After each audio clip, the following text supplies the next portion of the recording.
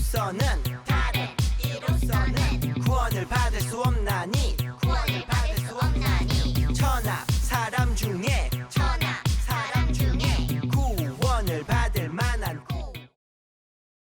이제 두 번째 이과에 대해서 한번 살펴볼게요.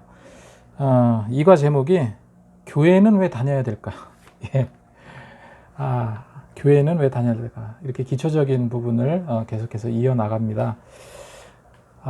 교회 왜 다녀야 될까요? 어떤 집사님 아들, 딸들 같은 경우는 어쩔 수 없이 다닌다 이렇게 이야기하는 아이들도 있을 거고, 누구 예쁜 여학생 또 멋진 남학생 보기 위해서 간다 하는 학생들도 있을 거고, 겉으로는 얘기 안 하겠죠. 근데 요즘엔 또 얘기해요. 그렇게 어떤 학생들은 힘들어서 교회 나간다. 이런 아이들은 더 큰 은혜가 하나님께서 주시겠지만, 뭐 심심해서 나갈 수도 있고요. 무슨 행사를 통해서 이렇게 나갈 수 있습니다. 근데 교회를 다녀야 되는 이유, 일과에서 제가 말씀드렸던 것처럼 왜 살아야 되는가 하고, 어떻게 보면은 같은 의미죠. 교회 왜 다녀야 돼? 목적이 뭐야? 교회 다녀야 될 이유가 있어? 여기서 분명히 우리 교사 선생님들에게, 교사 선생님이 아이들에게 분명하게 이거를 말씀해 주세요. 예를 들어서 이성 친구 때문에 왔든, 아니면 힘들어서 왔든, 심심해서 왔든, 어떤 행사를 통해서 왔든, 아무튼 교회에 오게 하신 분은 하나님이시라는 사실을 알려주세요. 그걸 우리는 소명이라고 하고 콜링이라고 합니다. 하나님께서 우리를 부르신 거예요. 내가 간 것 같지만 사실은 그렇지 않죠. 하나님께서 나를 부르시는 것. 구원의 서정 가운데 구원의 첫 시작이 무엇입니까? 하나님께서 나를 부르신 거예요. 교회 나오게 된 모든 이유와 목적은, 교회 나오게 된 이유는 바로 하나님께서 나를 부르셨다. 그래서 이 자리에 앉게 됐다 하는 것을 분명하게 가르쳐 주시면 되겠습니다. 그리고 예수님 하면은 무엇이 떠오르나요? 교회에 잘 다니고 예수님만 잘 믿으면 다 되는 걸까요? 여기 이제 설명이 이렇게 교사용 교재에 잘 나와 있기 때문에 제가 굳이 이렇게 말씀 안 드리는 거고, 핵심적인 부분만 설명드리는 겁니다.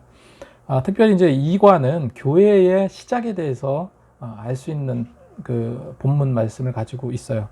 그래서 이제 마태복음 16장 16절 18절에 있는 말씀처럼 예수님께서 베드로에게 너는 베드로라, 내가 이 반석 위에 내 교회를 세우리니 음부의 권세가 이기지 못하리라. 내가 이 반석 위에, 하나님께서 분명하게 이런 말을 했습니다. 베드로라는 거 뻔히 아시거든요. 그런데 베드로에게 뭐라고 말씀하십니까? 너는 베드로라. 너는 베드로라. 저는 이 말씀을 묵상할 때 많은 은혜가 됐습니다. 우리가 자기 정체성 없이 살아가는 크리스찬들이 생각보다 많거든요. 예를 들어서 어른들 나중에 이제 뭐 직장 생활하고 하다 보면 뭐 술자리에 앉는다든지, 아니면 믿는 자로서 가지 못할 곳에 가게 되는 경우도 있어요. 그랬을 때 나는 누구인가? 나의 분명한 아이덴티티는 무엇인가? 신앙의 중심이 나는 바로 박혀 있는가? 그래서 항상 내가 누군지 이렇게 아는 게 중요하죠. 그래서 나는 그리스도인입니다. 나는 예수 믿는 자입니다. 라는 분명한 답을 아이들에게 제시해 주라는 거예요. 당당해지라는 거예요. 당당해지라는 거.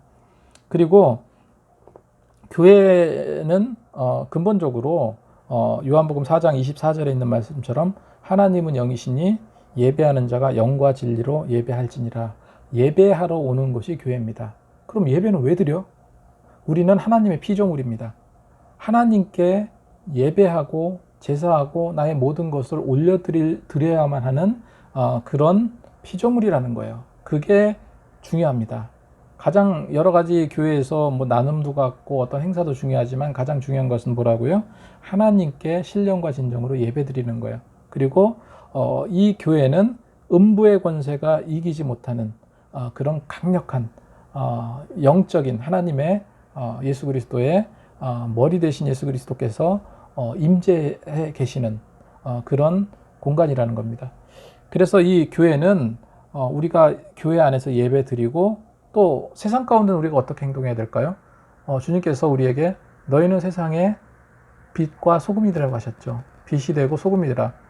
세상은 깜깜해, 어둡습니다. 그 가운데 우리가 빛을 들고 나가는 거예요. 빛을 들고 우리의 개미 같은 이 조금조금한 빛을 들고 세상을 밝힐 수 있어야 됩니다. 그러면 교회는 무엇일까? 빛의 덩어리라고 저는 생각을 해요. 불덩어리. 그러면 우리가 초를 가지고 교회 와서 붙이는 거예요. 교회 와서 붙이고 이걸 가지고 세상을 향해 나가는 겁니다. 이 근원적인 곳이 바로 교회입니다. 그래서 우리가 교회에서 충분한 힘을 얻고 에너지를 얻고 이 힘을 가지고 세상을 나가서 복음도 전하고 치유도 하고 이런 곳이 교회라는 거죠. 그리고 또 한 가지 교회는요. 절대 교회는 사람과의 관계 속에서 교회 공동체로 세워지는 거예요. 교회라는 단어 자체가 에클레시아라는 단어잖아요. 이것은 거룩한 성도들의 모임이에요. 건물이 아닙니다. 마찬가지로 우리가 거룩한 성도들의 모임이기 때문에 당연히 인간적인 어떤 끈끈함이 있어야 돼요. 그래서 성도들 간에 우리 학생들 간에 코이노니아가 이루어져야 되는 거예요. 그런 의미로 본다면 우리가 인터넷을 통해서 예배 드리는 거 이거 옳지 않죠.